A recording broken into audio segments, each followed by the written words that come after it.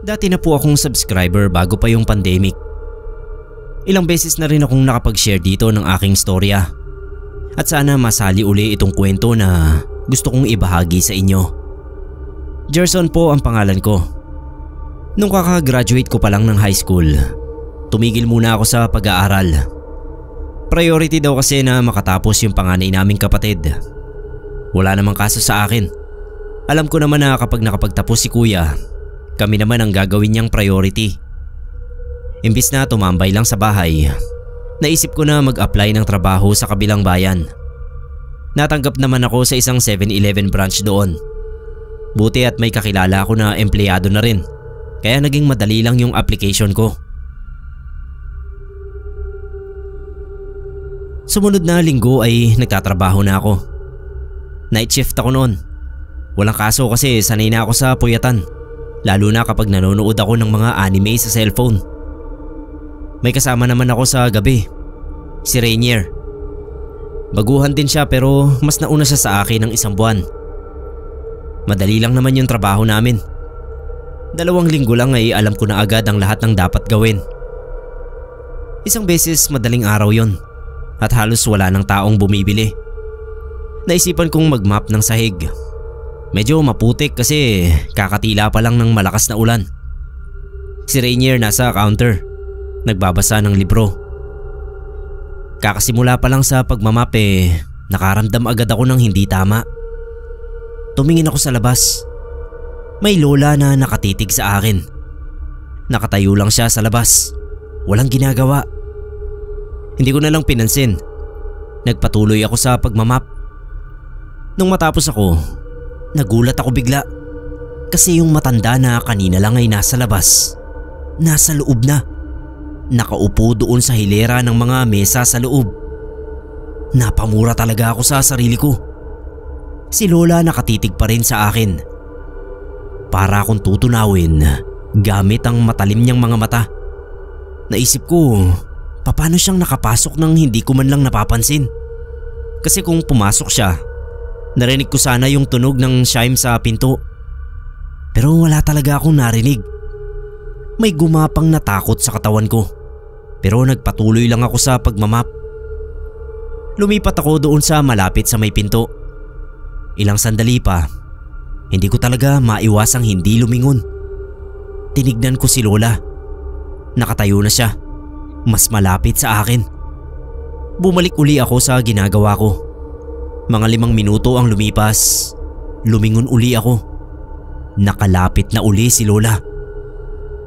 Ang sama na nung pakiramdam ko nung mga oras na yon. Takot na ako. Kasi bakit sa akin nakatitig si Lola? At saka bakit siya lumalapit?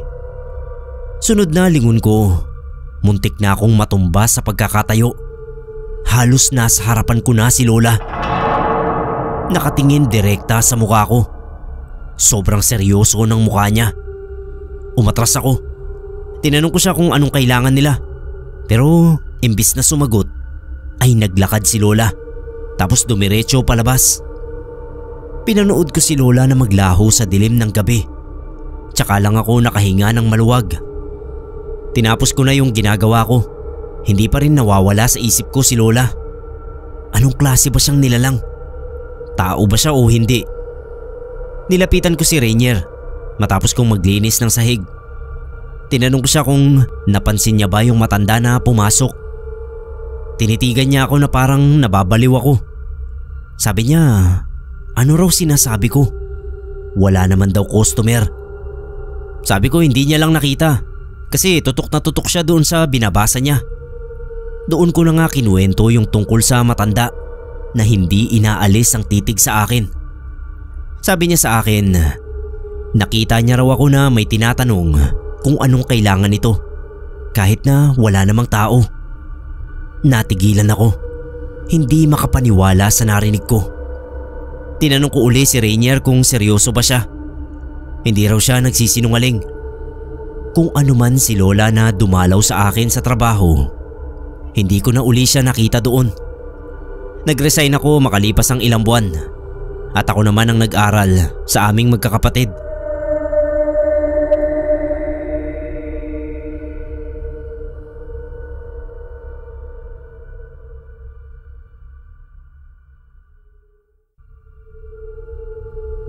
Magandang gabi po sa lahat ng mga listeners natin. Tawagin niyo na lang po akong Nunoy. 43 years old, security guard. Addict na po ako sa channel niyo. Pampawala kasi ng antok ko ang mga kwentong kababalaghan dito sa inyong channel. Itong kwentong ibabahagi ko ay nangyari noong pinagbubuntis ng asawa kong si Binyang ang panganay namin.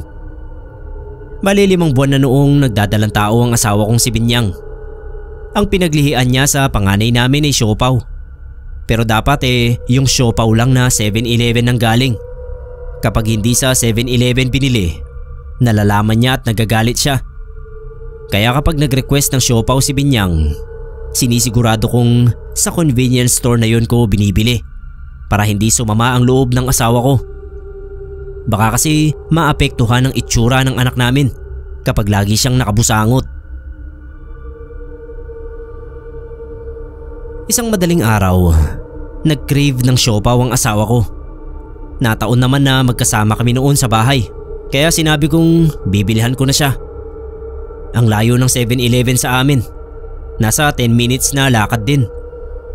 Hindi naman matatakotin ng asawa ko dahil sanay na siyang madalas akong wala kapag gabi, gawa ng duty ko. Pero natakot ako bigla. Sinabi kong kung gusto niya sumama at maglakad-lakad kami. Mag-jacket na lang siya kako para hindi mahamugan. Sumama naman si Binyang dahil nakaramdam din daw siya ng biglang takot sa hindi malamang dahilan. Yung 7-Eleven po pala sa amin ay katapat ng palengke, kaya naman dinadagsa rin mapa umaga o gabi. Matao talaga kaya siguradong hindi malulugi.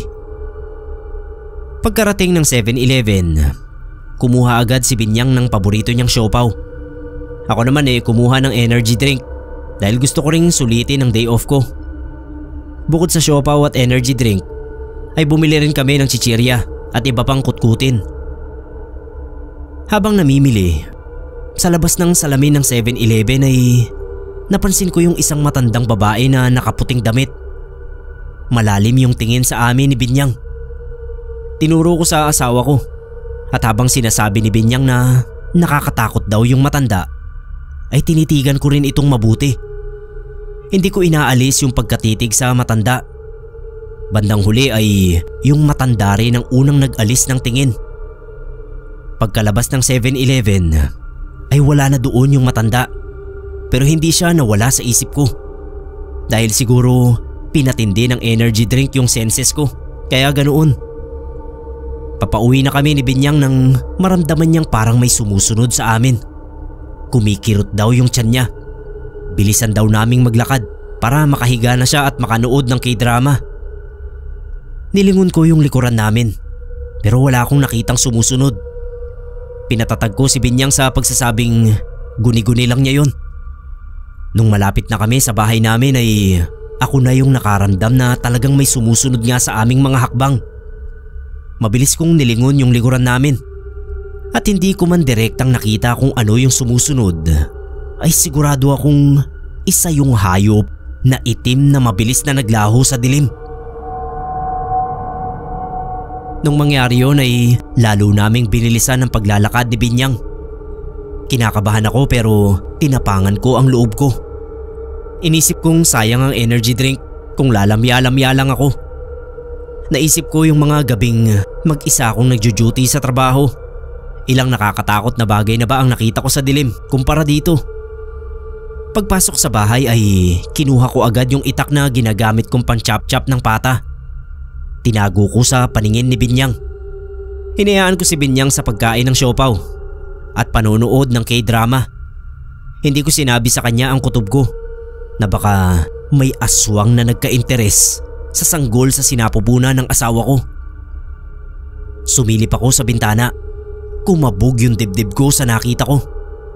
Naroon yung matandang babaeng nakadamit ng bulaklaking puti. Tumitirik yung mapuputing buhok na parang si Binyang kapag bagong gising sa umaga. Nagliliwanag na parang lumalagablab yung mapupulang mga mata niya. Humahaba yung mga ngipin. Gumagalaw-galaw ang katawan na para bang sinusukat ang bagong anyo. Kahit nanginginig yung katawan ko sa takot, naglakas loob ako. Hinawakan ko ng mahigpit yung itak. mabilis kong binuksan yung pintuan. Nilusob ko yung aswang na halatang nagulat sa pag-atake ko. Isang malakas na taga ang ginawa ko. Ipinansalag nung aswang yung kamay niya. Bumaon yung talim ng itak ko. Tinadyakan ko yung aswang. Nakita ko na nagulo yung pagpapalit niya ng anyo. Dahil yung kalahati ay bumabalik sa pagiging matanda at ang kalahati naman ay nagpupumilit na maging aswang. Nung hindi siguro makayanan ng katawan ng matanda ang taga, bigla itong nagpalit anyo bilang itim na pusa. Tumakbo siya papalayo sa aming bahay.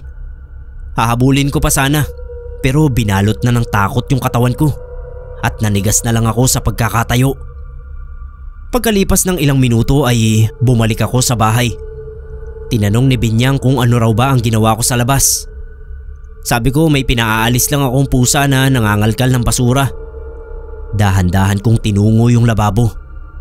Pilit kong tinago kay Binyang yung panginginig ng mga kamay ko. Pati na rin yung dugo ang itak na mabilis kong hinugasan. Awa naman ng Diyos ay walang naging komplikasyon sa panganganak ang asawa ko. Ayun nga lang Sir Neb, maya't maya ko pa rin nakikita yung itsura ng matandang aswang. Lalong-lalo na kapag nakikipag-inuman ako doon sa mga katrabaho ko. Nakakatakot magalit yung asawa ko Sir Neb. Parang ang mas nakakatakot yung itsura niya kumpara dun sa aswang.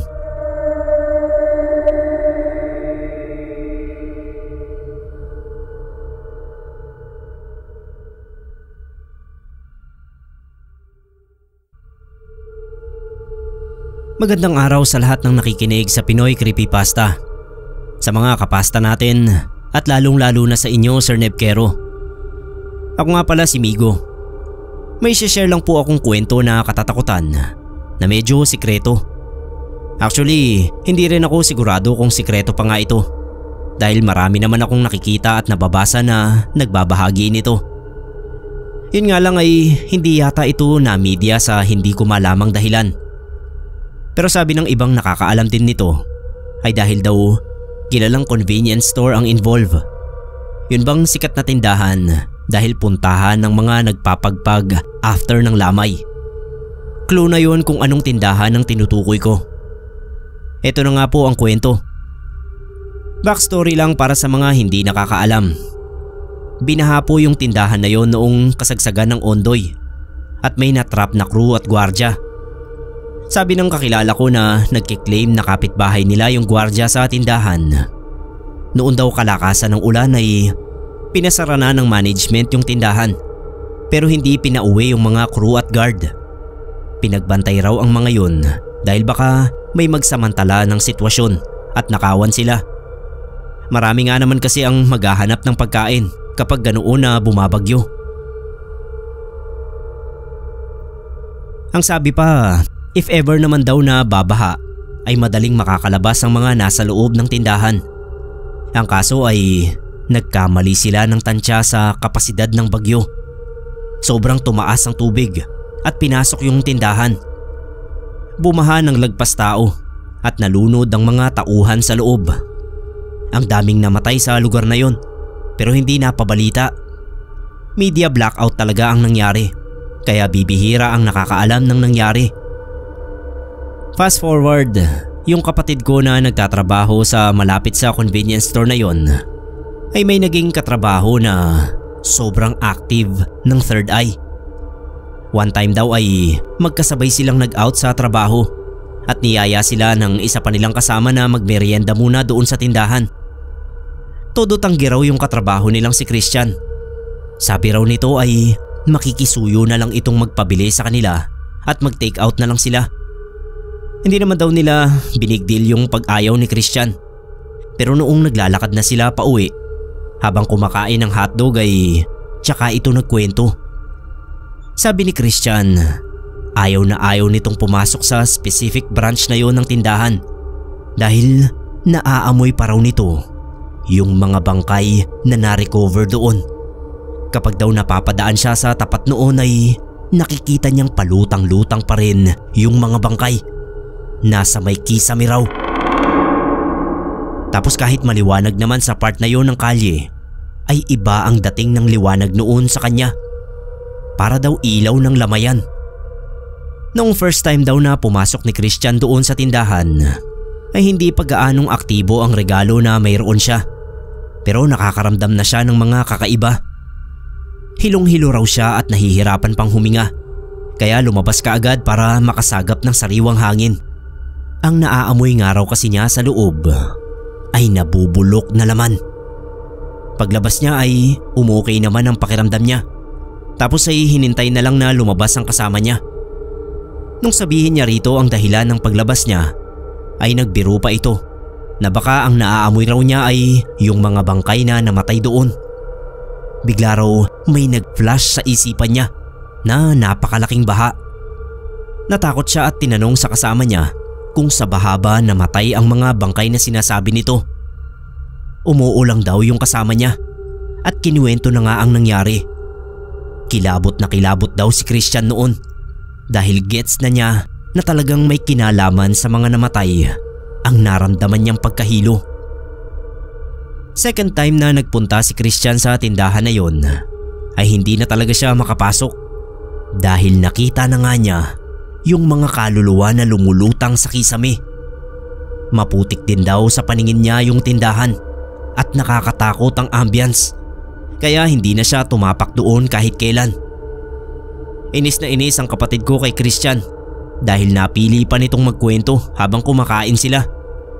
Nawalan daw tuloy siya ng gana dahil nai-imagine niya na nababad sa tubig baha na may katas ng bangkay yung hotdog sandwich niya. Hindi na rin siya pumasok sa branch na yon dahil kahit wala siyang third eye ay hindi niya maiwasang tumingala na para bang nakikita niya rin yung mga kaluluwa.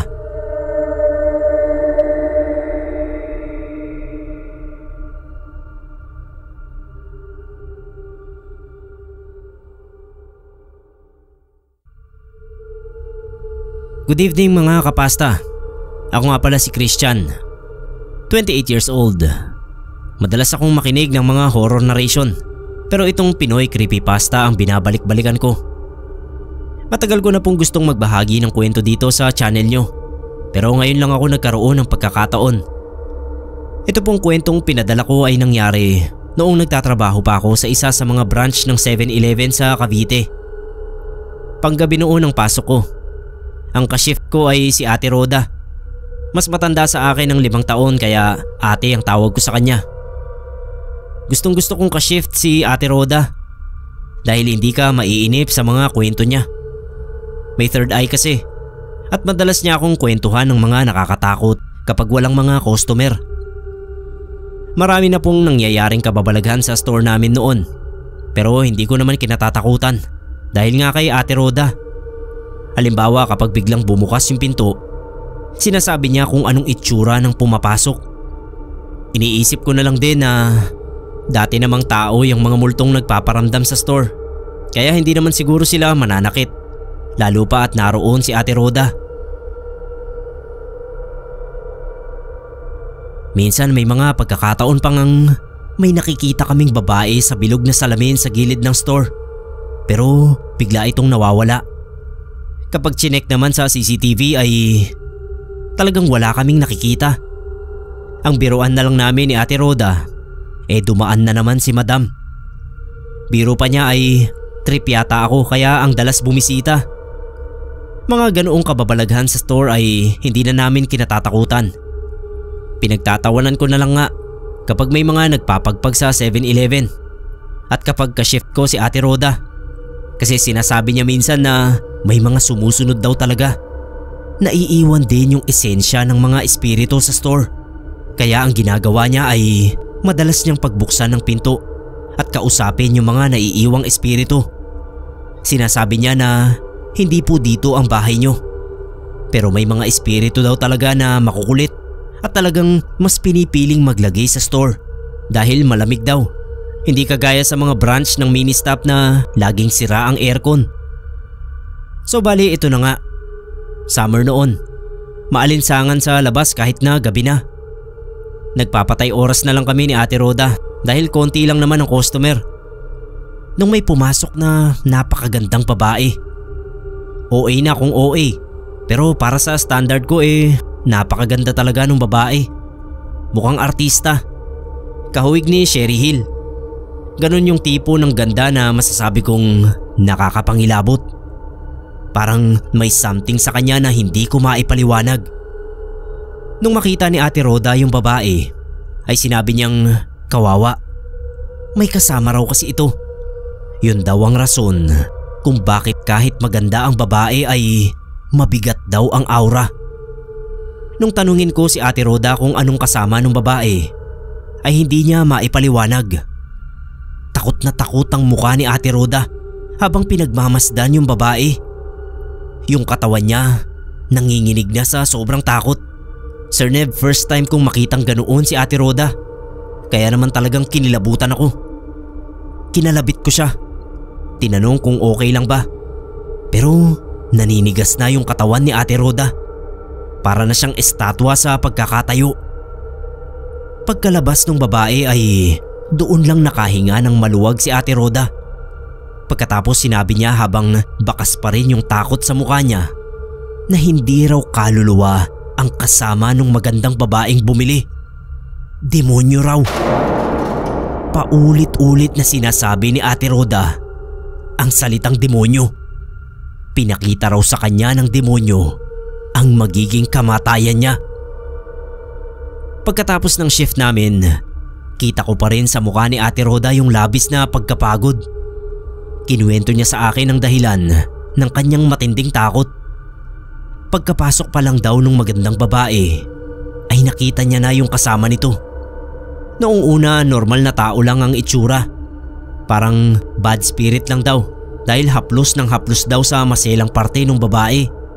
Pero nung lalapitan na raw ni Ate Rhoda para paalisin yung inakala niyang bad spirit, bigla raw nag-iba ang anyo nito na para bang nabasa ang isip niya. Naging mapayat na lalaki daw ito. Lalaking naninilaw ang mga mata. May dalawang mahabang sungay at namumula ang balat. Sinabi raw noong demonyo kay Ate Rhoda na huwag siyang makialam. Matagal na raw sinanla ng nanay ng babae ang kaluluwa ng anak niya. Naghihintay na lang daw yung demonyo na mamatay yung magandang babae para masolo na niya. Ang sabi pa ni Ate Rhoda, noong sinubukan niyang manalangin sa Diyos para paalisin yung demonyo sa tabi ng babae, ay tumawa lang daw yun. At bago nga umalis ang demonyo ay binigyan daw si Ate Rhoda ng regalo. Ang regalo ng kamatayan, kung saan nakita niya kung paano siya mamamatay. Bago kami naghiwalay noong araw na yon, kinuwento ni Ate Rhoda sa akin ang pinakitang kamatayan sa kanya noong demonyo. Nasa gitna siya ng palayan. Walang saplot ang katawan. Puno ng pasa ang muka at nakahubad. Duguan daw ang hita niya at natuyo na ang mga luha sa muka. Mamamatay daw siya sa panggagahasa. Habang kinukwento yon ni Ate Rhoda, ay tuluyan na siyang napaiyak. Mas tatatagan niya pa raw ang pananalangin sa Panginoon. Alam naman daw niya kasi na mas makapangyarihan pa rin ang Diyos kumpara sa mga demonyong nagkalat sa mundo natin.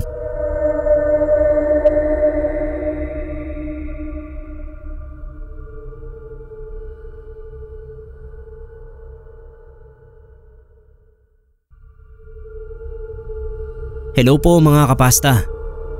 Naniniwala ba kayo na may mga multo sa 7-Eleven dahil official pagpaga nito ng mga galing sa lamay?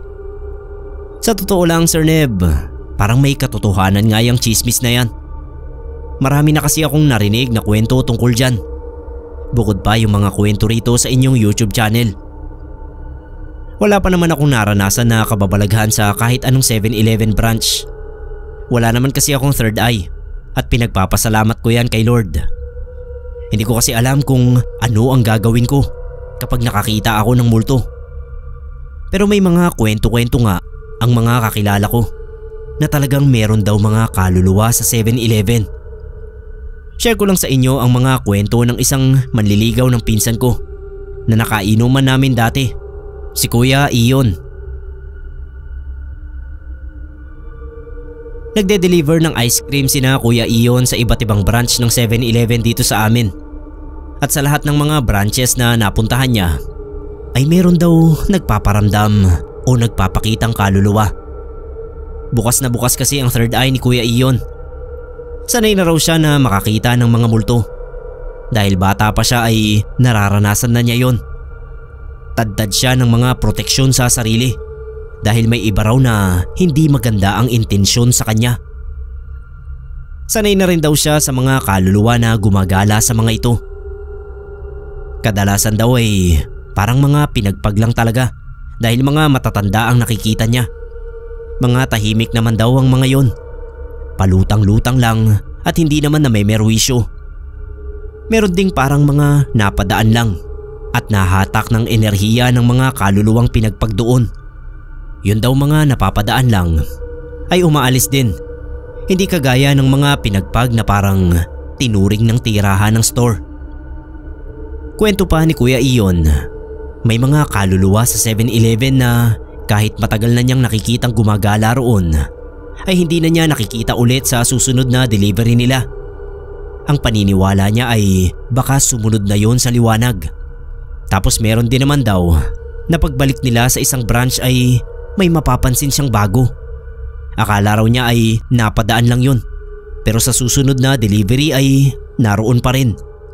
Ibig sabihin ay bagong pagpag daw at bagong addition sa mga resident multo ng isang branch. May isang partikular na branch daw ng 7-Eleven dito sa amin na hindi tinukoy ni Kuya Ion dahil baka matakot daw kaming puntahan yun. Kapag daw magde-deliver sila roon ay kinakalag niya ang kanyang mga proteksyon. Hindi ko maintindihan kung paano niya ginagawa. Basta inaalis niya yung mga proteksyon niya para mas protektahan ang kanyang sarili.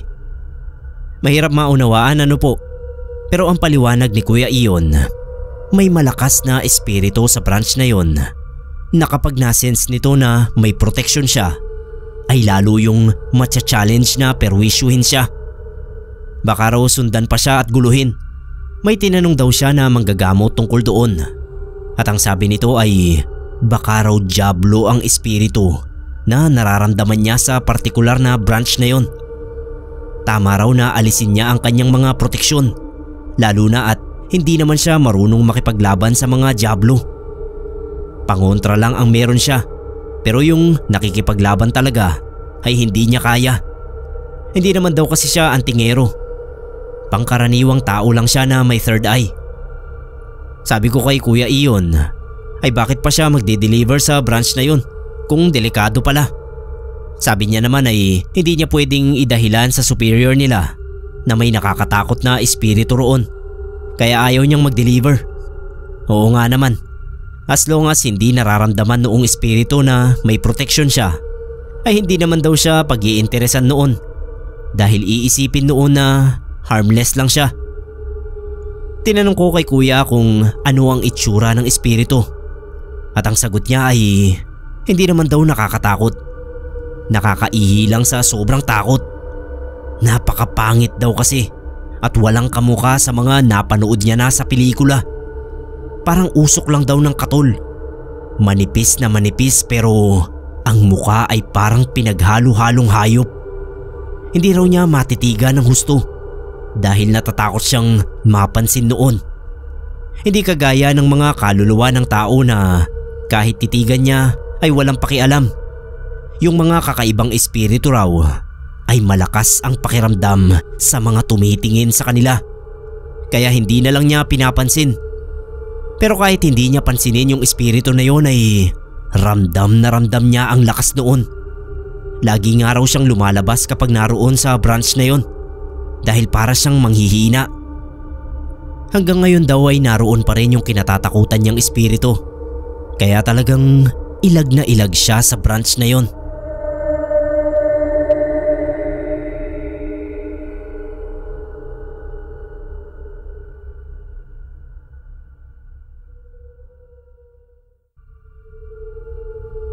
Kamusta po Pinoy Creepypasta? Ako po si Ryan, tubong Camarines Sur. Ako at yung mga katrabaho ko ay avid listener ng channel nyo. Sana mas dalasan nyo po yung uploads nyo Kasi inaabangan talaga namin kapag may bago kayong video. Anyway, nirequest sa akin ng isa sa mga katrabaho ko na ipasa ko raw dito itong kwento niya na nangyari sa kanya almost 10 years na rin nung sa 7-Eleven pa siya nagtatrabaho. Ganito po yung kwento, Sir Neb. Sandy ang pangalan niya. Bale part-time lang siya noon sa 7-Eleven. Pinagsasabay niya yung pag-aaral at trabaho. Nung mga panahon na yon, nagkakakulangan daw ng mga empleyado. Kaya wala siyang nagawa nung isa siya sa mga napili na night shift. Temporary lang naman daw yon habang wala pang nahahanap na crew. Ikalawang araw daw niya na night shift, may nangyari na agad na hindi niya raw makakalimutan. Siya raw yung nasa counter nun. Inaantok na. Walang customer sa loob. Madaling araw na rin kasi. At ang tanging mga customer na naliligaw sa kanila mga lasing o kaya naman mga call center. Narinig daw ni Sandy yung pagbukas ng pinto. Hindi siya muna lumingon. Nakatingin lang sa cellphone niya. Doon sa may oras na sobrang bagal daw ng andar. Narinig ni Sandy yung malakas na mga yapak ng boots sa sahig. Doon na siya napatingin. Ang laki raw nung lalaki na pumasok. Kung tatansyahin niya raw ay masasabi niyang lampas 7 feet yung taas nung lalaki. Kasi halos maaabot na raw nito yung kisame ng store. Naka-leather jacket na itim, pantalon, tapos yung sapatos, dambuhala raw. Baka kaya raw nitong dumurog ng kahit na sinong paa na maaapakan. Kumuha ng alak yung lalaki. Lumapit sa counter. Kumuha rin ng sigarilyo at saka pinatong sa harap ni Sandy. Hindi raw siya makapagsalita kasi nakakatakot daw talaga yung itsura ng lalaki. Parang hindi tao. At nung mas natitigan niya, mas lalong naging nakakatakot yung itsura ng lalaki. Habang iniiskan niya yung alak at sigarilyo, nakita niya na 6 ang daliri nito. Sabay-sabay na gumagalaw na parang mga galamay. Nagbigay ng bayad yung lalaki. Tapos nung ibigay ni Sandy yung plastic kung saan nakalagay yung mga binili, nakita niya na hindi rin normal ang mukha ng lalaki. Wala siyang ilong. 2 butas lang sa mukha. Yung mga mata parang sa ahas. Nanigas na raw sa pagkakatayo si Sandy. Hindi alam ang gagawin. Nung palabas na yung lalaki, yung ilaw daw sa kisame kumindat-kindat pa. Kinuwento niya yon sa kasama niya. Pareho silang natakot kasi baka raw biglang bumalik yung lalaki. Sabi ni Sandy hanggang ngayon daw ay napapanaginipan niya pa rin yung lalaki na yon. Kung ano man daw na klase ng nilalang yung lalaking yun, ang tanging hiling niya raw ay sana hindi na siya makakita pa ng ganoong klaseng nilalang kahit kailan.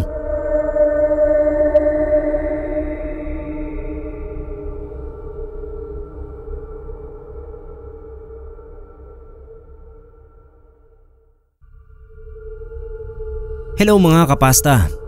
Excited akong magpasa ng sarili kong karanasan. Yoyoy po ang itawag niyo sa akin.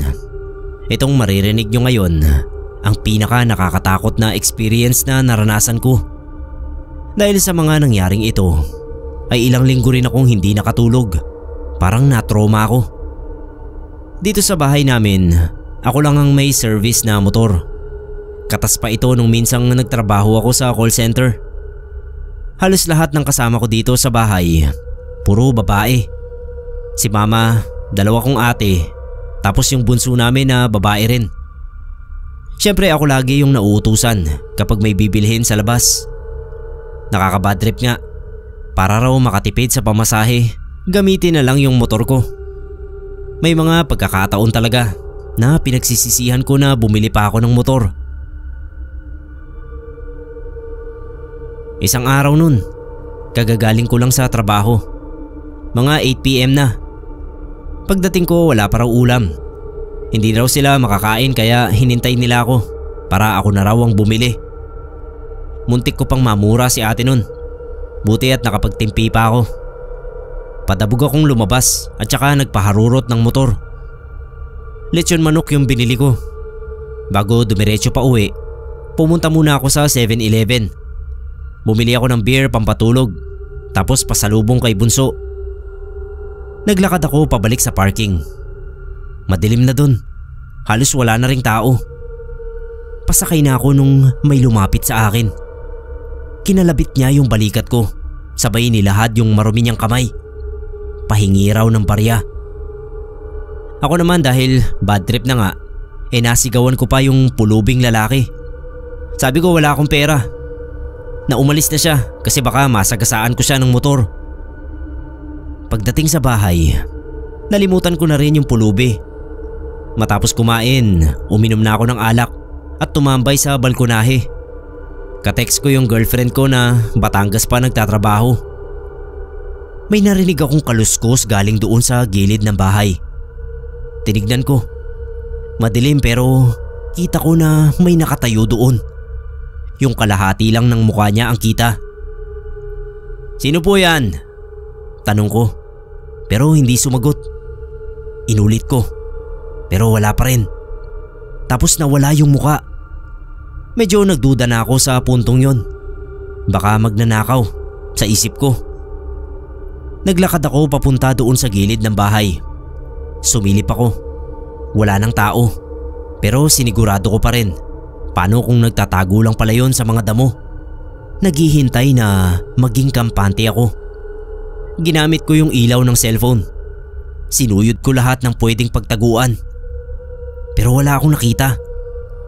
Pabalik na ako sa pwesto ko nung marinig ko yung boses na medyo pamilyar. Humihingi ng barya. Inikot ko yung ulo ko. Nandoon yung pulubi na nakita ko sa parking ng 7-Eleven. Nakalahad uli yung kamay. Humihingi ng barya. Parang nanlaki talaga yung ulo ko sa takot. Kasi paano niya ako masusundan? Sa bilis ng paandar ko kanina, sa layo ng bahay namin. Takot na takot ako sa puntong yon. Kasi naisip ko, baka balak gumanti sa akin ng pulubi dahil sa mga sinabi ko. Pumulot ako ng bato.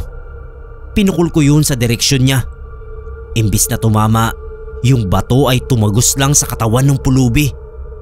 Doon na ako tumakbo pabalik ng bahay na halos sumabog na yung puso ko sa kaba. Nasa sala sila mama at yung dalawa ko pang ate. Nanonood ng TV.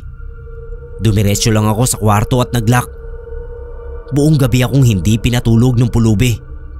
Nakikita ko siya na kumakatok sa bintana. Nagsasalita na hihingi lang daw siya ng barya. Sa puntong yon ay alam ko na kaluluwa na lang siya. Kasi ano pa bang mas tamang konklusyon? Kinaumagahan kinuwento ko ito kay mama. Sabi ni mama, alam niya raw ang kwento ng pulubing yon. Namatay yun dahil sa gutom. Doon din mismo kung saan nakatayo yung 7-Eleven ngayon. Dati na raw itong nagmumulto at ang tanging nakakapagpatahimik lang dito ay kapag binigyan mo ito ng barya. Kaya kinagabihan nung araw din na yon ay pinuntahan ko yung 7-Eleven kung saan ko nakita yung pulubi. Nagantay ako pero hindi ko na uli siya nakita. Ang ginawa ko na lang, nag-iwan ako ng tigpipiso doon sa parking lot. Bahala na kung nakuha niya o hindi. Awa ng Diyos, magmula noon ay hindi ko na uli nakita yung pulubing yon.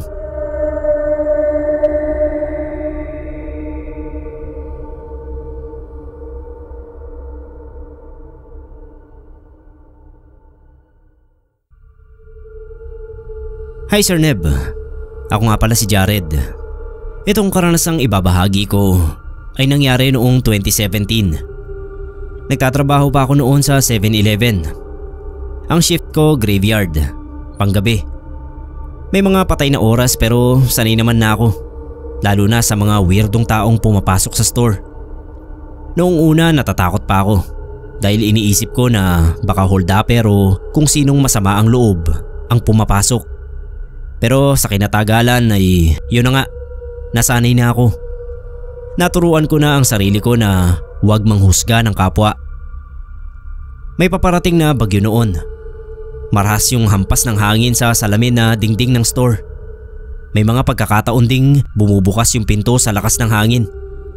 Yung paligid umaalulong sa lakas ng hangin. Kitang-kita ko rin sa labas yung mga dahon at basurang nagliliparan. May mga taong nagtatakbuhan. Halatang nagmamadaling umuwi dahil sa bagyong paparating. Natural, may pasok. Kaya nga andun ako sa store. Alam nyo naman tayong mga empleyado. Immortal ang turing sa atin ng mga employer kahit na bumabagyo. Kahit bumabaha, lumindol o kung anumang sakuna ang dumating, ay dapat talaga tayong pumasok. Kaya naman bilang mabuting empleyado ay pumasok ako. Pumasok ako dahil inaasahan kong may kasama akong magjo-duty. Si Celso. Ka-shift ko at isa sa mga kaklose ko sa store na yon. Hindi pumasok ang loko. Nag-text, inaapoy daw siya ng lagnat. Bibiruin ko sana na baka inaapoy ng sakit dahil sa breakup pero pinigilan ko yung sarili ko. Tinext ko pa siya na pumasok at wala ka ako akong kasama pero wala na akong na-receive na reply. Noong mga alauna na ng madaling araw at paisa-isa na lang yung mga customer na bumibili, may nakita ako sa labas na pamilyar sa akin. Yung tindig, yung itsura kapag nakatalikod, pati na yung pormahan si Celso. Lukulukong yun sa isip-isip ko. Pupunta rin naman pala sa store pero hindi pumasok. Sayang ang sahod. Hinintay kong makalabas yung huling customer. Pinakiramdaman ko kung may mga hihinto pang sasakyan dahil nagiging marahas na yung ulan. Dumatagundong na yung kulog at kidlat sa langit. Nung masiguro kong matagal-tagal pa bago may pumasok na customer, ay umalis ako sa counter. Ang iniisip ko noon, magre-resign na si Celso kaya siya naririto. Magpapaalam siguro. Baka hindi talaga kinaya yung breakup na nangyari sa kanila ng long-time girlfriend niya. Lumabas ako ng store. Tinatawag ko si Celso habang nilalak yung pinto. Pero wala akong nakukuhang sagot mula sa kanya. Sinabi ko pa na kalimutan niya na yung jowa niyang pinagpalit siya sa foreigner. Hindi pangkasala ng mga ganoong babae, kako. Sinabi ko yon para paluwagin ang loob niya. Pero wala pa rin akong narinig mula kay Celso. Wala kahit mahinang tawa. Sa mga sandaling yun ay lalong lumakas yung ulan sa pandinig ko. Para bang nasa loob ako ng isang kwartong walang bintana. Nag-e-echo yung ulan. Pagkalipas ng ilang sandali, noong lalapitan ko na si Celso, ay narinig ko yung mahinang pag-iyak niya. Pag-iyak na palakas ng palakas na para bang nagsusumiksik sa utak ko. Nung abot kamay ko na si Celso at tatapikin ko na sana ang braso niya, bigla siyang humarap sa akin.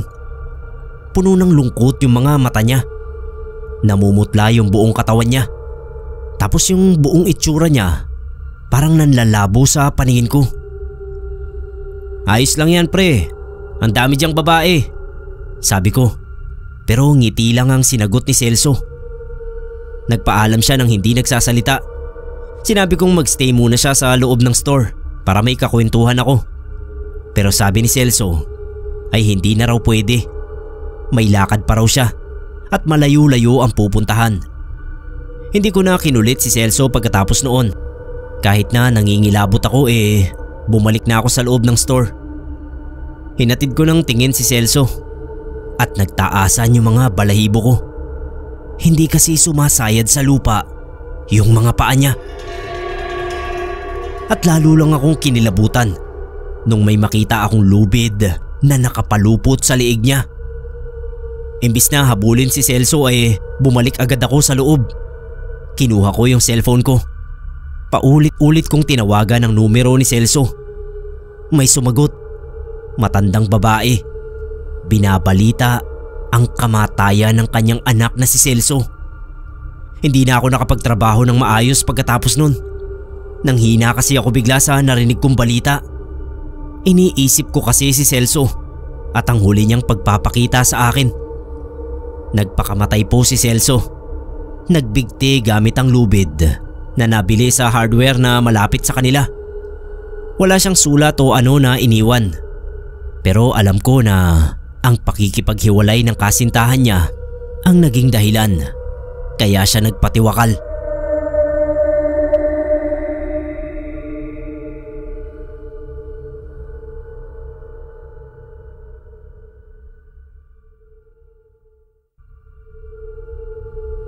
Ako nga po pala si Sean, crew ng isang 7-Eleven branch dito sa amin. Medyo matagal na rin ako sa trabahong ito. Noong mga panahon na graveyard ako, may nakilala akong lalaki na sa tansya ko ay nasa 40 anyos. Napansin ko kasi na halos gabi-gabi siyang nasa branch. Bibili siya ng yosi sa loob, sasamahan niya ng malamig na beer, chichirya, tapos mauupo siya sa labas na malalim ang iniisip. Pansin ko na sinasadya niya talaga na tumambay doon ng madaling araw kung kailan wala halos tao na nakatambay. Gusto niya lang siguro na mapag-isa habang may iniisip na kung ano man. Balbas sarado si Manong. Parang taon na nung huli siyang gumamit ng pang-ahit. Naka-cap siya lagi, tapos checkered na long sleeves. Oras na maubos niya yung iniinom na beer at saka chichirya ay tsaka lang siya aalis pa uwi. Pero ang pinakalitaw na katangian ni Manong ay ang kaliwa niyang kamay. Wala siya nito. Putol. Isang beses habang nakaupo ako sa labas at nagyoyosi, wala na rin namang customer nun, kaya nagpahinga lang ako saglit. Biglang dumating itong si Manong. Umupo siya malapit doon sa inuupuan ko. Tinanong niya ako kung may lighter ako. Inabot ko sa kanya yung nasa bulsa ko. Simula noon naging parang magkaibigan na kami ni Manong. Lagi ko siyang nakakausap. Sakto kasi na wala talagang tao sa mga oras na nandoon siya, kaya walang kaso kahit makipagchismisan ako sa kanya. Kalauna nalaman ko na Leandro ang tunay niyang pangalan. Taga Masbate raw siya. Napadpad lang siya dito sa amin kasi nagbabantay siya ng bahay. Madalas daw ay madaling araw siya kung uminom ng beer dahil hindi siya makatulog ng ganitong oras. Nung medyo tumagal na at mas naging malapit kami, kinuwento niya sa akin ang dahilan kung bakit daw putol ang kamay niya. Noong kabataan daw niya ay mahilig siyang mangisda sa mga ilog. Tuwang-tuwa daw siya kapag nakakahuli siya ng kahit na anong klaseng isda, pati mga magulang niya. Kasi syempre libre na ang ulam nila sa gabi kapag marami siyang huli. Kung saan-saan daw siya napapadpad noon sa kayang bike niya na regalo ng papa niya. Medyo malayo yung narating niya isang beses. Gumagabi na rin, pero dahil sunod-sunod yung mga nahuhuli niya, ayaw niya pang tumigil. Hapon na raw nun. Nakaupo siya sa malaking bato nang marinig niya yung napakalakas na sigaw na alam niyang hindi raw pwedeng manggaling sa isang tao. Parang mabangis na hayop daw yung sigaw na narinig niya. Tumayo siya. Hinanap yung pinanggalingan ng sigaw. Narinig niya yung tampisaw sa tubig. Paglingon niya raw doon ay may malaking taong tuko na tumatakbo palapit sa kanya. Sobrang kakaiba daw ng itsura nito. May paa at kamay na pang tao, pero yung kulay ng balat, yung ulo, pati yung buntot sa likod, parang isang napakalaking butike o tuko. Binitawan daw ni Manong Leandro yung hawak niyang pamingwit at saka tumakbo papunta doon sa bike niya. Pero sobrang bilis daw noong taong tuko, kaya naabutan siya nito agad. Tumalon yun at pinangsanggaraw ni Manong Leandro yung kamay niya. Naramdaman niya yung pagbaon ng pangil ng taong tuko.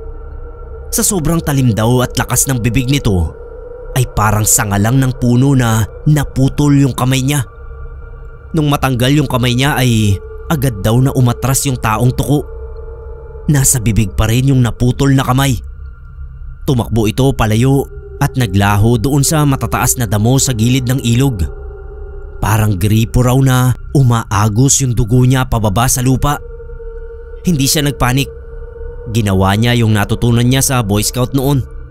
Hinubad niya yung damit niya at tinali ito doon sa natitirang bahagi ng kamay niya para mapigilan ang pag-agos ng dugo. Dumiretso siya sa health center. Syempre binigyan siya ng first aid at saka naman siya sinugod ng mga ito sa ospital kung saan siya mas maayos na magagamot. Hindi siya nagsabi ng totoong nangyari. Ang lagi niya raw kinukwento sa mga nagtatanong ay may tumaga sa kanya kaya naputol ang kamay niya. Alam niya raw kasi na walang maniniwala sa kanya kung sakaling sabihin niya ang totoo. Hindi ko alam kung anong sasabihin matapos kong marinig yung kwento niyang yun. Sabi niya, ako lang daw siguro ang pinagsabihan niya ng kung ano talaga ang totoong nangyari. Lumipas ang 2 buwan at hindi na ulit dumalaw pa sa 7-Eleven si Manong Leandro. Sabi ng mga napagtanungan ko, bumalik na raw siya sa probinsya nila. Simula noon, bumalik sa pagiging boring para sa akin ang madaling araw sa 7-Eleven kasi nawalan ako ng kakwentuhan.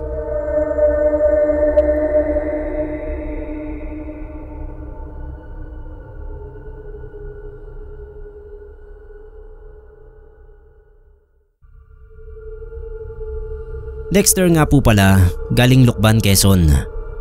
Fan na fan talaga ako nitong channel nyo, Sir Neb. Sana po tuloy-tuloy ang upload sa Pinoy Creepypasta kasi marami kaming nag-aabang ng mga uploads nyo. Gusto ko sana mag-share ng kwento. Empleyado ako ng 7-Eleven dito sa amin. Medyo marami na akong na-experience dito.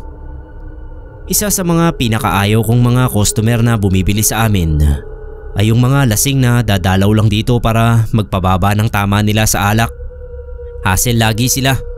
Sobrang kukulit. Ang iingay na akala mo sarili nila yung buong store. Minsan pa kapag namimili ng bibilhin nila, hindi maiwasan na mahulog nila yung mga nakasalansan na mga items dahil nga sa kalasingan. Kaya syempre, kami na naman ang mag-aayos nun. Tapos 2 beses ko na rin na-experience na may sumuka sa loob. Puyat ka na nga, dadagdag pa sa stress mo itong mga pasaway na customer. One time nga ay may isang lasing na lalaki na pumasok. Dumiretso siya doon sa mga inumin. Kumuha ng malamig na iced tea. Tapos ay naupo sa labas. 9:00 ng gabi yon. Unti-unti nang kumukunti yung tao. Naupo lang yung lalaki doon. Dahan-dahan na inuubos yung inumin niya. Mga 1:00, nakita ko na yung lalaki ay nakaupo pa rin doon sa labas. Ubos na yung iniinom niya pero natutulog na siya doon sa mesa. Nagpatuloy lang ako sa mga ginagawa ko. May natapon kasing ice cream sa sahig kaya todo punas ako. Mga 2:00, dumalang na talaga yung mga tao. Halos wala na. Nakaupo ako sa counter. Yung kasama ko nagmi-midnight snack sa loob. Ako lang mag-isa nun. Okay lang naman kasi wala na ngang customer. Nakita ko uli yung lalaki. Dati lang yung pwesto niya. Medyo kinabahan na ako nun. Lumabas ako. Pinagbasdan yung lalaki. Naisip ko na gisingin na lang yung lalaki para na rin makauwi na siya. Bawal din kasi na matulog sa store. Baka makita sa CCTV na hinahayaan lang namin ang mga ganito. Kami pa yung mapagalitan ni boss. Kinakabahan ako habang lumalapit. Pero nung halos 1 metro na lang ang layo ko ay biglang may nagsalita. Ang sabi ng boses ay siya na raw ang bahala.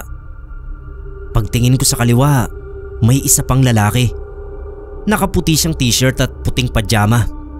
Wala siyang suot na tsinelas. Manipis yung buhok niya. Siya na raw ang bahala. Pag-uulit niya. Tapos nilapitan niya yung lalaki.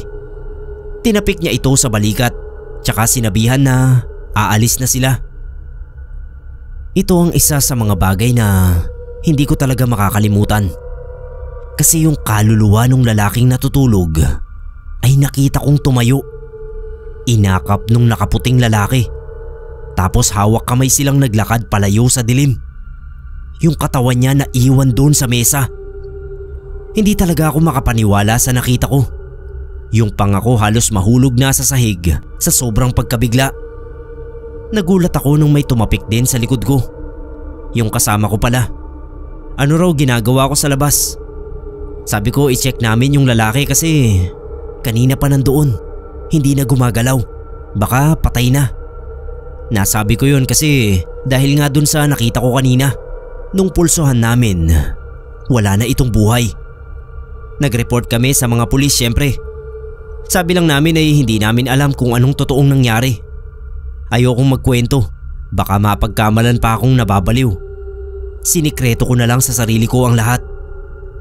Halos 1 araw din na hindi mawala-wala sa isip ko yung nakita ko.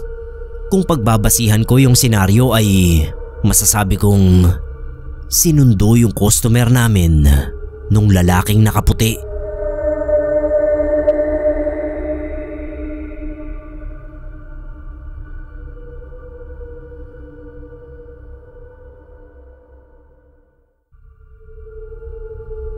Magandang gabi po Sir Neb at sa lahat ng nakikinig sa Pinoy Creepypasta.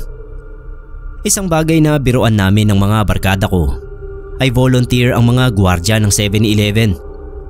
Ang tinutukoy namin ay yung mga tumatambay sa pintuan ng 7-Eleven at nagbubukas ng pinto para sa mga customer. Nagbabaka sakali na maaabutan ng barya. Nung una naming makilala si Dandoy, bagong lipat sila noon sa kalye namin. Nakalaro namin siya ng basketball. Tapos nung magkasawaan ay nagkayayaan naman na tumambay sa 7-Eleven. Sakto na may lalaki na nagbubukas ng pinto. Kaya napasabi kami na naunahan kami sa sideline. Nagkatawanan at dahil bago si Dandoy ay hindi niya na-gets ang biruan namin. Nagtanong tuloy siya at nagpaliwanag naman kami. Natawa naman siya. Pero nagsabi rin na wag daw namin pagtripan yung mga pulubi sa tabi-tabi, kagaya noong mga volunteer guards ng 7-Eleven. Nagkwento siya ng isang pangyayari na naganap daw sa best friend ng pinsan niyang tawagin na lang nating Ellen. Yung best friend naman ni Ellen ay tawagin na lang nating Angel. Ayokong banggitin yung pangalang totoo kasi baka magalit si Ellen kung maririnig ito kung sakali. Suki raw ng 7-Eleven yung dalawa noong nag-aaral pa lang sa college. Since 24 hours open ng 7-Eleven, ay favorite tambayan yun ng dalawa. Lalo na kapag napupuyat para sa mga projects. Architecture daw ang kurso ng mga ito. Sina Ellen at Angel, sa 7-Eleven na lang kumakain kapag sobrang busy na nila. Tapos minsan ay umiidlip na sa mga upuan sa labas kapag ginagabi. Kilala na sila ng mga crew sa 7-Eleven. Kaya kapag nakakatulog sila ay kinukuha ng mga crew ang mga personal na gamit ng mag-best friend at tinatago muna yon para hindi mawala habang naiidlip sila.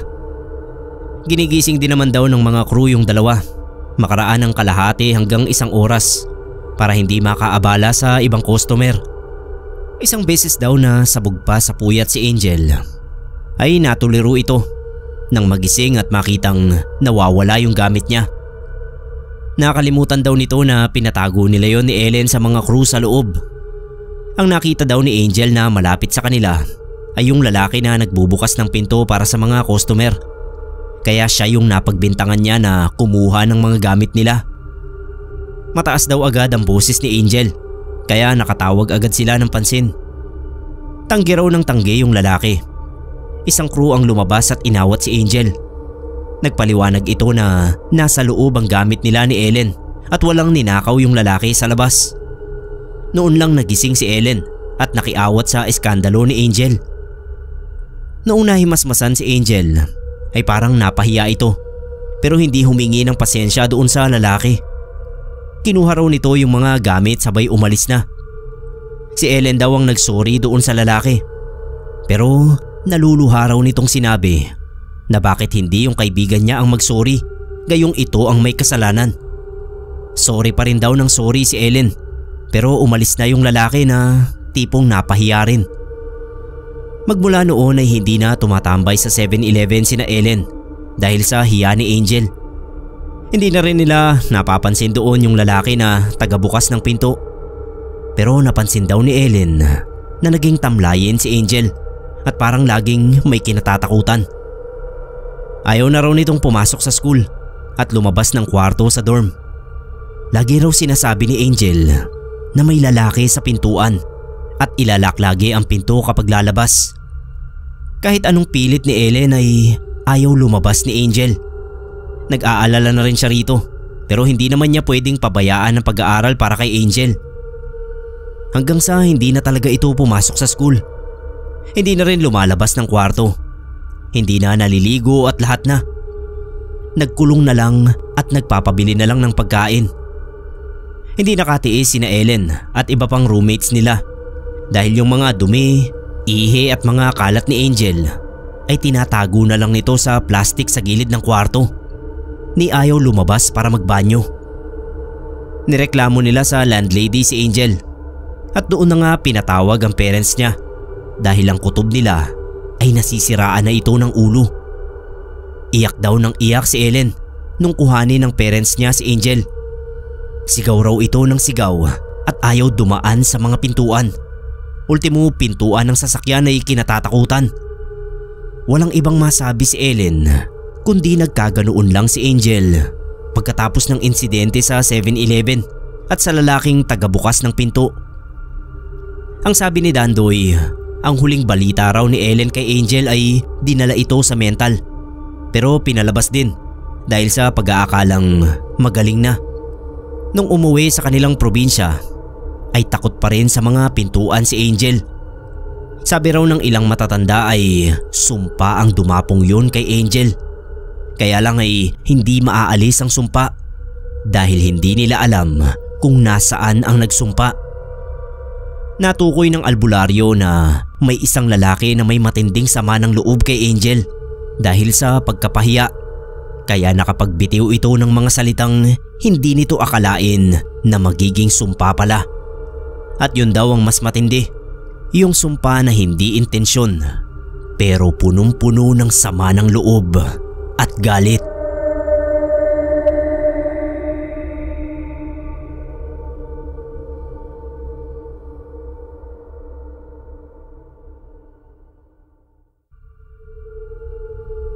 Ako nga po pala si Philip. Itong kwentong ibabahagi ko sa Pinoy Creepypasta ay nangyari noong kabataan ko pa.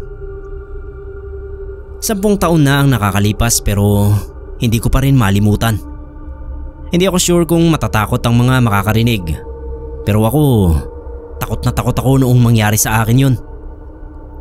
Sanay ako nang humarap sa mga customer. Estudyante pa lang ako ay nagtatrabaho na ako sa kantin ng tita ko sa Las Piñas. Noong mag-college naman ay nag-part-time job ako sa Jollibee. Nagtrabaho din ako sa SM. Dahil hindi nakatapos ng pag-aaral ay naging mailap sa akin ang oportunidad. Kaya lahat ng pwedeng mapasukan, pinapasok ko. Sa mga trabahong yan ay natural lang na may maka-encounter ng mga kupal na customer. Yung mga customer na sa'yo ibubuhos ang init ng ulo kahit ginagawa mo lang naman ang trabaho mo. So ito na nga, night shift ako noon. Ako lang mag-isa dahil umabsent yung isa kong kasama at walang papalit sa kanya.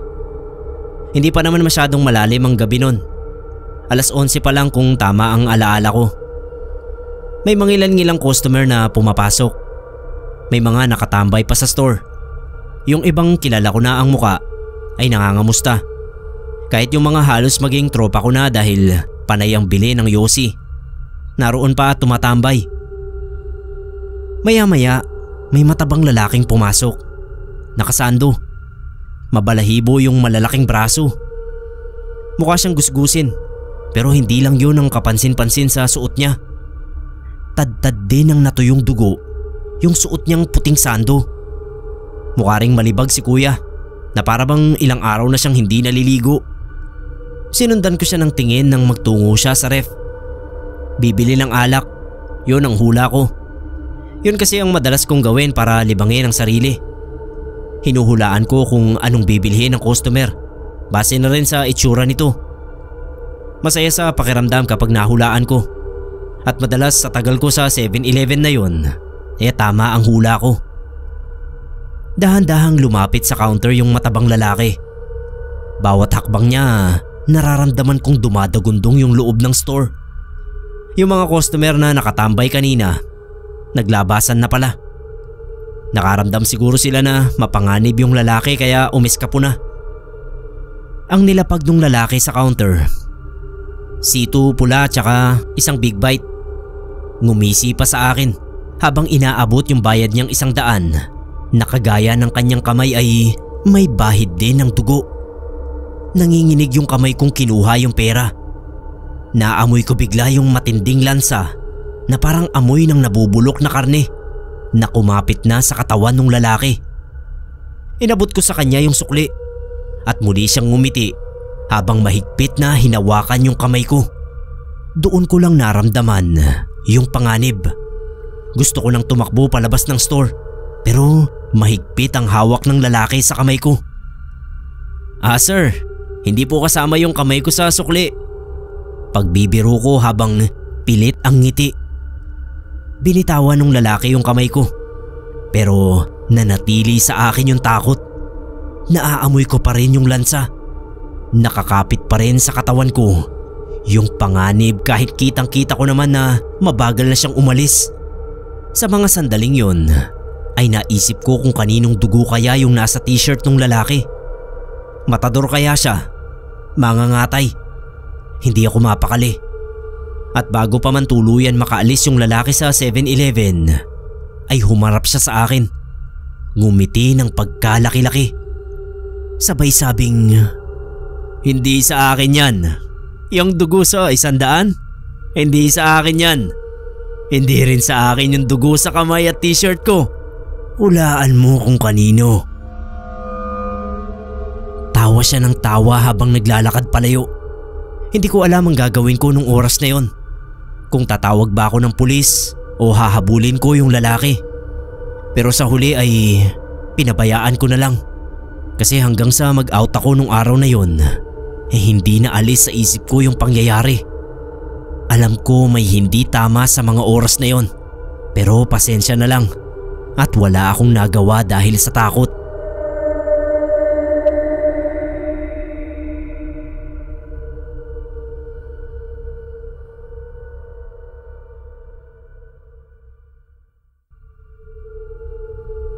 Hello po Sir Neb at sa lahat ng bumubuo ng Pinoy Creepypasta.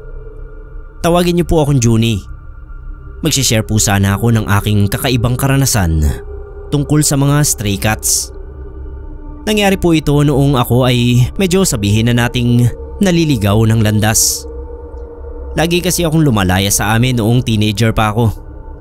Paraan ko yon ng pagre-rebelde dahil iniwan kami ng nanay ko para sumama sa ibang lalaki. Ang tatay ko noon ay nagtatrabaho sa Saudi bilang isang driver at naiwan kaming magkakapatid sa pangangalaga ng isang tiyahin.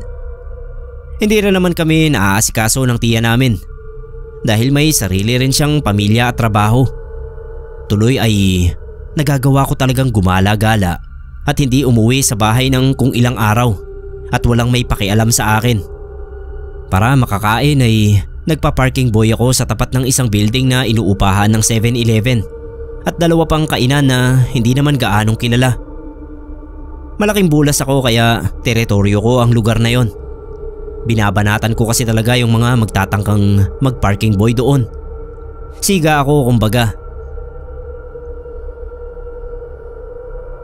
Isang hindi ko malilimutang karanasan noon ay nang may sangkaterbang pusa ang pumwesto sa parking space sa tapat ng 7-Eleven. Hindi bababa sa 15 yung mga pusa na pinark ang mga sarili nila sa tapat ng 7-Eleven. Hindi ko sila mapaalis doon. Kada bubuwagin ko sila ay aalis ang ilan pero may papalit naman tapos babalik uli yung mga pinaalis ko. Natatawa na lang yung tindera ng mga candy at yosi na nakapwesto sa tapat ng poste. Pero sabi niya rin ay huwag ko nang pakialaman dahil baka raw signos yun. Nakakatakot yung paliwanag ni ate sa signos. Pero ibig sabihin daw noon ay baka may masamang mangyayari na sinusubukang pigilan ng mga pusa. Mabuti na lang at malawak yung parking space at hindi naman gaano napupuno yun. Kaya kahit hindi umaalis yung mga pusa ay hindi naman nauubusan ng paparkingan yung mga sasakyan.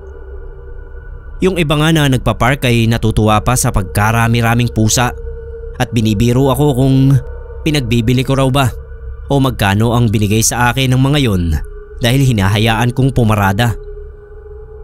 Tapos eto yung nakakapagtaka na nangyari. Dalawa pa yung libreng space. Pangatlo yung pwesto ng mga pusa. Pero yung manager ng 7-Eleven na may dalang motorbike ay doon talaga nagpark sa kinapupwestuhan ng mga pusa. Nagtakbuhan tuloy ang mga yun. Nakagalitan pa ako noong manager dahil hindi ko raw pinalalayas yung mga hayop. Istorbo sa mga paparada. Hindi na lang ako nagsalita kasi kahit na tama siya ay may dalawang bakante pa naman sa parkingan na nasa tabi lang din noong pwesto ng mga pusa. Pwede naman siya roon pumark dahil tapat pa rin ang 7-Eleven. Noong paalis na yung manager, inabutan niya ako ng 5 piso. Tapos aasistihan ko sana siya na makalabas ng parking. Kaso nagulat na lang ako dahil may jeep na biglang bumangga sa kanya. Napaatras na lang ako dahil nawala talaga sa paningin ko yung motor at yung manager. Ang narinig ko na lang ay halo-halong sigawan. Dali-daling bumaba yung tsoper, pati mga pasahero. Hindi ko na maintindihan ang nangyayari kasi hindi ko na rin alam ang gagawin ko. Bandang huli ay sumilip ako sa ilalim ng jeep at nakita ko yung manager na gumagalaw pa naman, pero panay ang ungol na lang dahil naipit siya ng jeep at motor niya. Hindi ko maipaliwanag kung paano siya na sandwich doon. Wala naman akong nakitang dugo pero bigla akong nahilo kaya lumayo ako. Nilapitan ako ng ibang mga naroon lang din sa malapit nang mangyari ang aksidente. Tanong sila ng tanong pero wala akong masagot. Pero iisa ang pumasok sa kukuti ko. Kung hindi raw doon sa parking space na yun pumarada yung manager, ay hindi siya masasapul ng jeep. At oo nga Sir Neb, talagang ang walang ibang nadamay sa aksidenteng yun, kundi yung manager lang na nasapul. Saktong-sakto sa parking space yung jeep. Parang pumarada lang siya roon. Nawalan daw kasi ito ng preno at ang nagsilbing pampahinto ay yung motorbike at manager sa ilalim. Nakakapanindig balahibo. Nakarecover naman yung manager ng 7-Eleven at nakabalik sa trabaho makaraan ng ilang linggo. Usapan namin noon ng mga gwardya at tindero sa malapit, pati yung mga crew ng 7-Eleven, na kaya pala nakatambay yung mga pusa sa parking space ay para walang makapark na kotse roon dahil sa magiging aksidente. Kaso kung wala namang nagpark doon, ay tiyak na masasapul ng jeep ang 7-Eleven at mas malaking disgrasya yun. Biro noong ibang crew ay baka nireserve talaga noong mga pusa ang parking para sa manager nila para ito ang maaksidente. Sabi rin kasi noong mga crew ay medyo masama ang ugali noon. Pero kung ano man ang dahilan ng mga pusa, salamat na rin sa kanila at hindi ako nadamay sa aksidente. At wala rin namang namatay.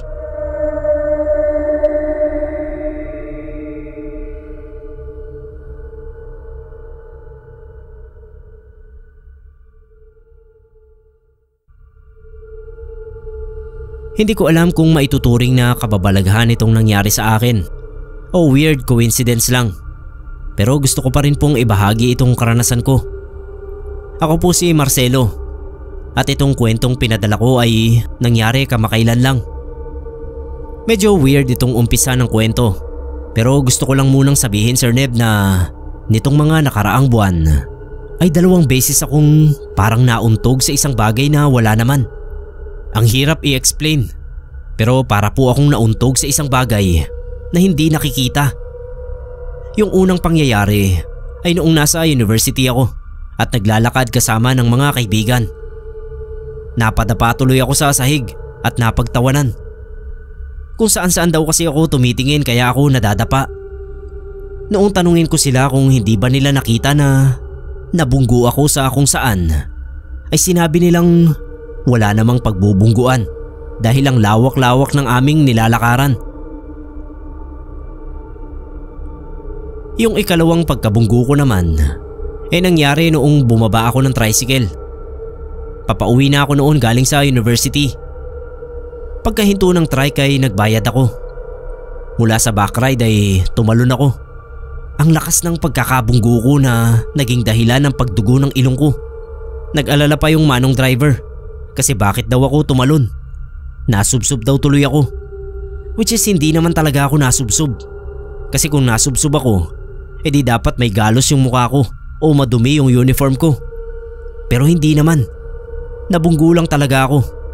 Ang problema nga lang ay hindi ko alam kung saan at papano. Kasi wala naman talagang nakaharang sa mga dinadaanan ko para mabunggo ako.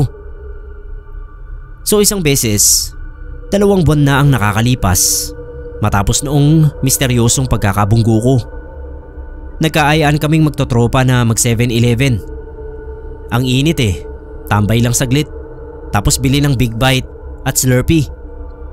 Noong nakabili na kaming lahat ng mga tropa ko, umupo kami sa isang upuan na kaharap ang kalsada. Bali ang pwesto namin ay sa loob pa rin ng 7-Eleven para malamig. Nagkukwentuhan kami tungkol sa Mobile Legends nang may marinig kaming kumalabog ng malakas sa salaming dingding ng 7-Eleven. Di napaatras kami. Yung iba sa amin tinanong kung lumindol daw ba. Yung iba naman ay tinanong kung sino ang bumunggo sa salamin.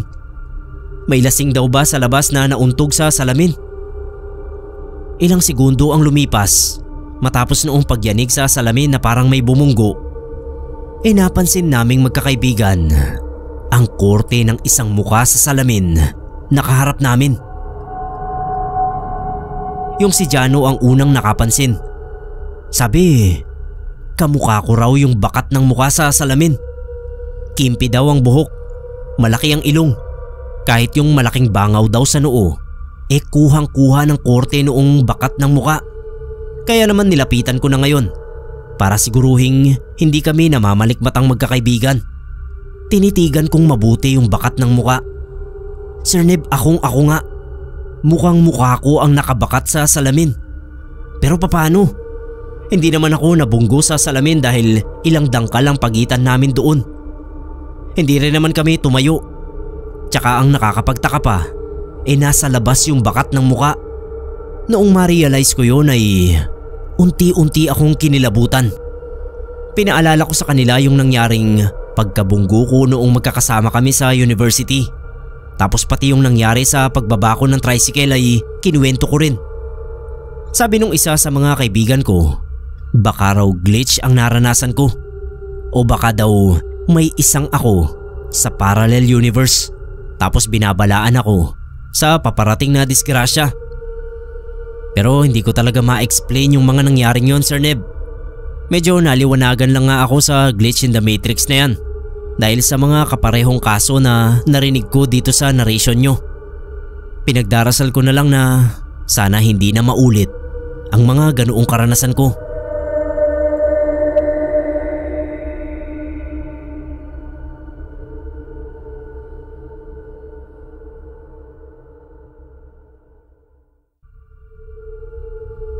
Hello po sa mga nakikinig sa Pinoy Creepypasta. Actually, Sir Neb, listener niyo po ako sa gintong pahina. Dahil naghahanap ako ng children's story para sa toddler ko. Tapos nalaman ko na may iba pa pala kayong kwento. Kaya nakasubscribe na rin ako sa Pinoy Creepypasta. Wala naman po akong kwentong katatakutan na sarili kong karanasan. Pero gusto ko pa rin na mag-share sa inyo ng true story. Kaya ito na lang karanasan ng anak ng ninang Sally ko ang ibabahagi ko. Mas bata sa akin ang anak ni Ninang Sally na si Nona. May asawa na ako noon pero kagagraduate lang ni Nona ng senior high. Pagka-graduate niya ay huminto muna siya ng isang taon at nagtrabaho. Sa 7-Eleven nagtrabaho si Nona bilang cashier. Kaya lang ay hindi niya natapos ang kontrata niya dahil nagkasakit siya at hindi yun mapagaling ng mga doktor. Hanggang sa dinala na siya sa albularyo dahil nagpapakita na siya ng mga kakaibang pag-uugali. Sir Neb, hindi man napakagandang bata ni Nona ay bawing-bawi naman siya sa personalidad. Napakabait kasi niya at magiliw sa tao. Bagay nga sa kanya ang customer service dahil makakapang-uto siya ng tao na bumili pa dahil nga sa kanyang karisma. Yun din ang sinasabi ng albularyo na dahilan kung bakit may nagkagusto sa kanya na tinangka siyang gawan ng hindi maganda. Ang unang naging senyales ng sakit ni Nona ay kawalan niya ng gana sa pagkain at ang sobrang pagkauhaw na hindi naman napupunuan ng tubig. 3 araw siyang hindi kumakain at panay ang inom lang. Noong pang-4 na araw ay nag-collapse na siya kaya dinala na sa ospital. Doon ay lumabas na dehydrated at malnourished siya. Nakakapagtaka na na-dehydrate pa siya. Gayong sabi ni Ninang ay pitsil-pitsil kung uminom si Nona. Na-confine siya ng ilang araw. Ayaw tanggapin ng katawan niya yung dextrose na kinakabit sa kanya dahil parang bumabara lang yun sa ugat niya tapos ay tatagas uli. Iyak siya ng iyak dahil sobrang sakit daw ng pinagkabitan sa kanya ng dextrose. Namamagayon at nangingitim. Sinubukang ilagay yon sa kabilang kamay niya, pati sa mga paa, pero iisa ang resulta. Pinakakain siya ng sopas pero sinusuka lang din niya dahil kahit anong pilit niyang kainin yun, kahit wala siyang gana ay nilalabas uli ng tiyan niya. Pangilang araw na niya sa ospital nang mapansin ng mga nurse na mas aktibo siya sa gabi pero ibang-iba naman ang ugali. Nakaupo lang daw ito sa kama pero alertong-alerto at parang hayop kung tumitig sa kanila kapag binibisita nila ito. Kaya nagsimula silang matakot. Pagsapit ng umaga ay tamlayin naman si Nona at kapag tinanong ng nurse kung bakit gising na gising ito ng nagdaang gabi, wala raw itong naaalala. Hindi pa rin mapangalanan ng doktor ang sakit ni Nona kaya kinailangan i-transfer ito sa ibang ospital. Pero habang sakay sila ng ambulansya papunta sa provincial hospital, ay nagsuggest daw ang driver na patignan sa albularyo si Nona. Yun pala ay iniisip na rin yun ng ninong at ninang at naghahanap lang sila ng mahusay na manggagamot. Yung driver ang nagsabi sa kanila na meron daw siyang alam na kaya manggamot kahit pangalan lang ng pasyente. Tinext lang daw noong driver ang pangalan at birthday ni Nona sa albularyo. Bago sila makarating sa provincial hospital ay nagreply yung albularyo na dalhin agad sa kanya si Nona dahil kung patatagalin pa ng ilang araw ay hindi na ito gagaling. Sir Neb, biktima raw ng daw-daw si Nona at balak siyang gawing aswang nung nagkagusto sa kanya. Hindi na tumuloy sa ospital si Ninang. Ang dami raw nilang inayos na papel dahil doon. Pero hindi nila ininda dahil nagkaroon sila ng pag-asa na gumaling si Nona. 3 araw daw silang nagstay sa bahay noong albularyo dahil nanlalaban na si Nona. Naninilaw raw ang mga mata nito at ngipin. Tapos ay nagkukulay ube ang gilagid. Basta sige lang sa pagpainom ng tubig na may bulong yung albularyo. At suka naman ng suka si Nona nang parang malapot na kapeng barako na hindi nasala. Yung pinakahuling naisuka ni Nona ay isang buo na parang buong dugo raw na kapag tinitigang mabuti ay tumitibok ng mahina. Sabi ng albularyo ay yun daw ang pinakain kay Nona at kung nabuo yun ng tuluyan ay magiging aswang na siya. Mabuti at naagapan pa siya. Noong magaling na si Nona ay sinabi niya na ang parati lang na nagdadala ng pagkain sa kanya ay isang may edad na lalaki na nagtitinda ng kakanin. Bumibili raw sila roon ng kasama niyang crew at may hinala siya na yun ang nagpakain sa kanya ng pagkain na may daw-daw. At parang bilang katunayan na yun ngang tindero ng kakanin ang gumawa ng kawalangyaan ay hindi na ito nagbalik pa sa 7-Eleven para magbenta sa mga crew nang nawala roon si Nona.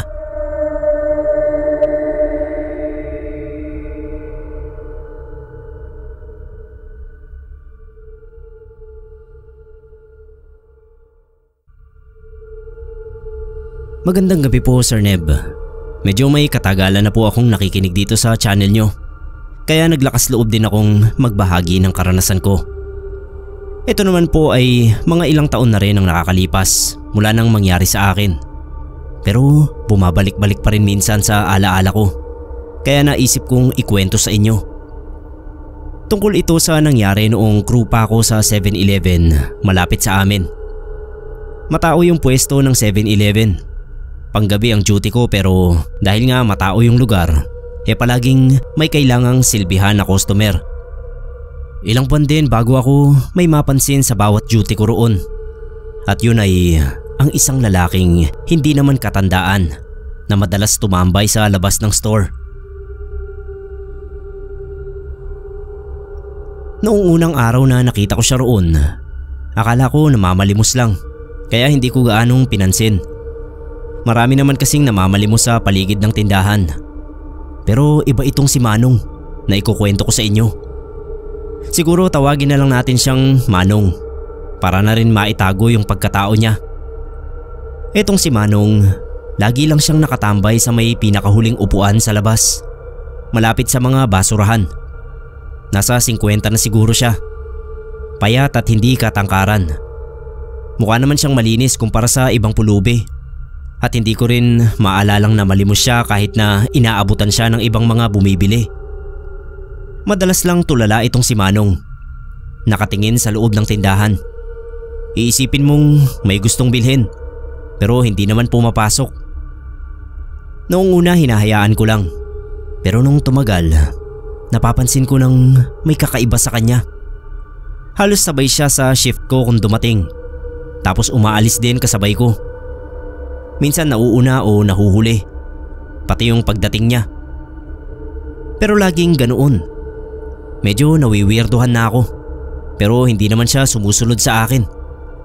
Magkaiba naman kami ng dinadaanan.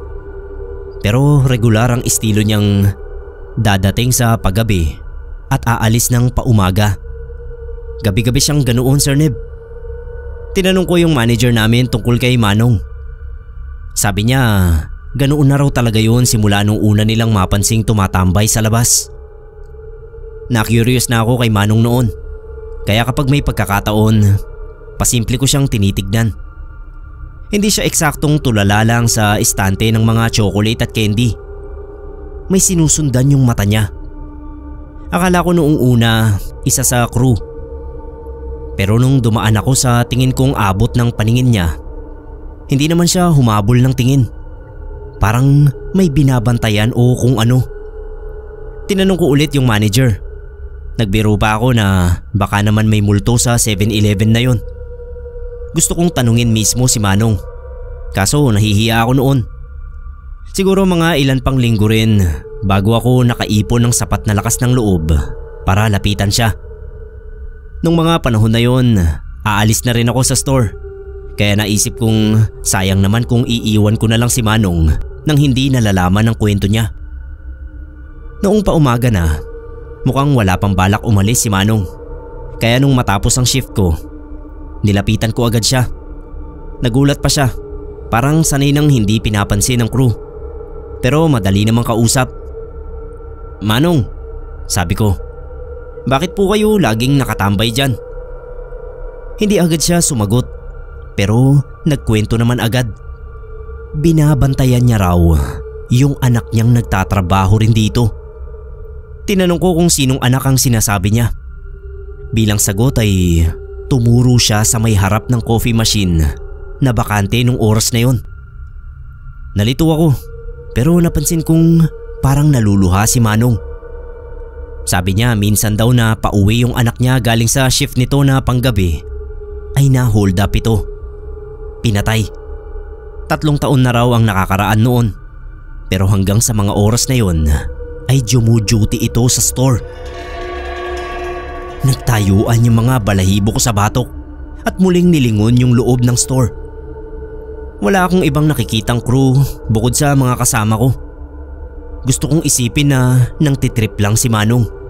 Pero nung shift ko na uli ng gabi at nakita kong naroon na naman siya sa labas, ay nagtanong uli ako sa manager namin. Tinanong ko kung may namatay bang crew sa store dahil na-hold up ito sa labas.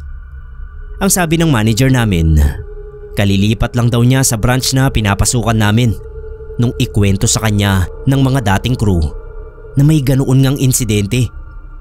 Naglalakad daw pa uwi yung crew na hinold up at pinatay. Hindi ko alam noon, Sir Neb, kung sasabihin ko sa kanya ang tungkol sa sinasabi ni Manong. Pero nanahimik na lang din ako hanggang sa umalis na nga ako sa trabaho. Siguro inabot din ng ilang taon na nakabantay lang si Manong sa labas ng store tuwing gabi. Hindi ko alam kung may iba pang nakakaalam ng dahilan niya sa pagtambay roon. Pero bandang 2017 ay nabalitaan ko na lang na namatay na rin pala siya.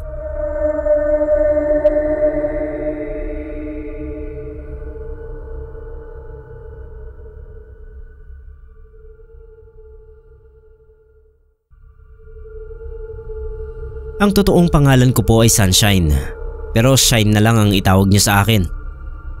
Silent listener lang po ako, pero nang ma-experience ko itong ibabahagi ko sa inyo ngayong araw, ay naisipan kong magpasa na rin ang kwento. Kapag nalalaman ng mga nakakausap ko na sa 7-Eleven ako nagtatrabaho, Lagi nilang sinasabi sa akin na ang mga ganitong klase ng store daw ay laging haunted. Laging may mga multo o kaluluwa na umaaligid sa ganitong klaseng mga establishment. Nagtataka rin ako nung una kasi bakit naman pamamahayan ng ganitong mga establishment ng mga taong patay na? Saan ba sila nanggagaling? Nasagot ang tanong ko nung inobserbahan ko yung mga taong pumapasok sa amin. Isa sa mga paliwanag ko sa sarili kung bakit maraming multo sa 7-Eleven ay dahil dito madalas magpagpag ang mga tao. Yun kasing kasabihan, di ba? Na kailangan mo nang may pag-iwanan ng mga kaluluwa ang mga taong galing sa burol o lamay para na rin hindi ito makasama sa bahay nila pag uwi. At madalas na lugar na pinagpapagpagan ay mga 7-Eleven. Hindi talaga mawawala dito yung mga kwentong multo, lalo na yung mga night shift naming kasama. Sabi nila sobrang creepy raw sa loob, lalo na kapag madaling araw. Oras na pumatak na raw ang 2:00 hanggang 3:00 ay nakakatakot na raw sa loob.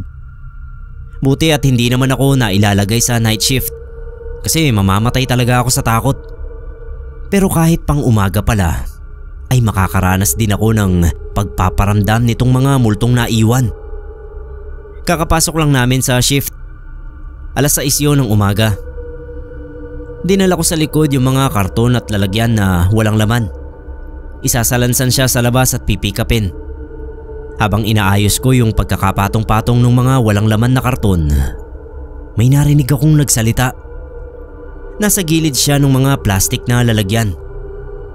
Hindi ako natakot na lumapit kasi boses bata yung nagsasalita. Boses babaeng bata. Baka naligaw na palaboy. Nung makita ko yung bata, alam ko na agad na hindi siya palaboy. Kasi maganda naman yung suot niya. Dress siya na kulay blue. Nakasapatos din siya na bumagay sa suot niyang dress. Yung buhok niya nakatali ng maayos at saka halatang laging nasusukla yung buhok niya. Ang dami niyang bracelet sa kamay. Nawawalang bata, sabi ko sa sarili ko.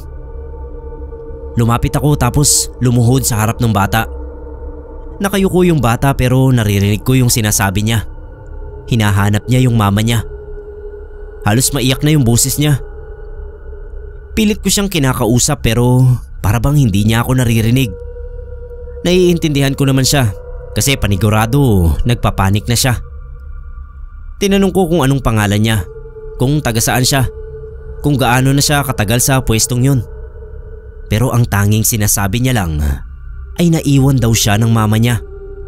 Hindi niya raw alam kung saan siya uuwi. Nag-isip ako ng gagawin. Hindi ko naman pwedeng iwan lang yung bata doon at baka pag umalis ito ay mas lalo pang maligaw. Naisip ko samahan na lang siya sa police station. Malapit lang naman. Halika, sabi ko. Sasamahan kita sa mga taong pwedeng makatulong sa'yo. Tumayo ako. Inalok ko yung kamay ko pero nakayuko pa rin yung bata. Sabi ko sa sarili ko, matatagalan lang ako lalo. Kaya nagpasya akong hilahin na siya patayo. Nung hahawakan ko na sana siya, nakaramdam ako ng kakaibang lamig sa dulo ng mga daliri ko. Yun bang parang naipasok mo yung kamay mo sa loob ng freezer? Inabot ko yung braso niya, pero imbis na mahawakan ko siya, ay tumagos lang yung mga daliri ko. Inulit ko pa yun at tumagos lang uli ako. Naging malinaw sa akin ang lahat matapos yun. Umatras ako pero hindi pa rin inaalis yung tingin sa bata. Dahan-dahan na tumingala yung bata. Ang putla ng mukha niya na noon ko lang napansin. May sobrang laking sugat siya sa mukha. Yung klase ng sugat na siguradong kayang pumatay ng bata. Umiiyak siya. Inulit niya sa akin na iniwan siya. Tapos tsaka ito naglaho sa hangin. Grabe yung naging tili ko. Pumasok ako sa loob. Nagsitinginan lahat sa akin. Pero wala na akong pakialam. Sinalubong ako nung isa naming kasama. Hindi na ako mapakali. Pinaupo niya ako sa silya at saka pinainom ng tubig.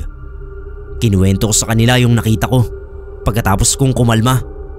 Pero habang nagkukwento ako, grabe pa rin yung takot ko. Sabi nila normal daw yun sa branch namin. Talagang haunted daw ito. Buti na nga raw at bata lang ang nagpakita sa akin. Mas nakakatakot daw yung mga nilalang sa gabi. Yung mga sumunod kong experience ay hindi na ganoon kalala. Madalas ay mga nakakatakot na boses lang o mga tumatakbong bata na hindi ko nakikita. Mas okay na yon kasi pakiramdam ko talaga kapag nakakita uli ako ng ganoong klaseng multo, siguradong aatakihin ako sa puso. Kaya wag naman sanang mangyari.